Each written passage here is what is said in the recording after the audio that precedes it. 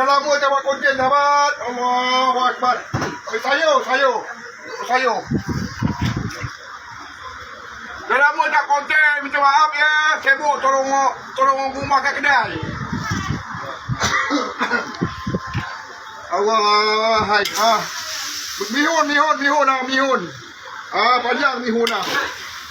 Mihun. Allah, kejap. Ai, orang berhenti apa?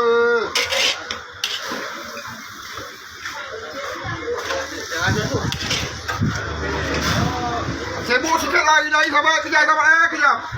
Sikit ke? Udah, sikit udah. Pasang dia, udah.